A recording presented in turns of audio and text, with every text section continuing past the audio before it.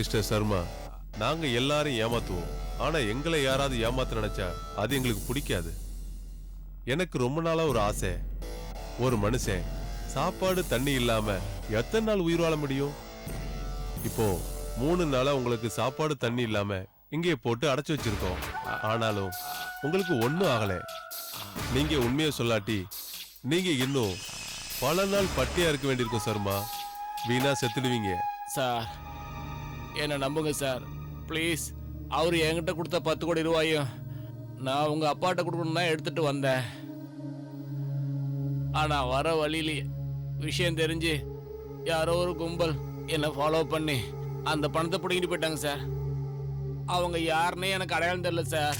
Mister Sharma, பணத்தை அவங்க உங்ககிட்ட இருந்து புடுங்கும் போது நீங்க அதை தடுக்க போராடாம அவ்வளவு பணத்தையும் கொடுத்துட்டு நேர என்கிட்ட வந்து விஷயத்த சொல்ல வரீங்களா?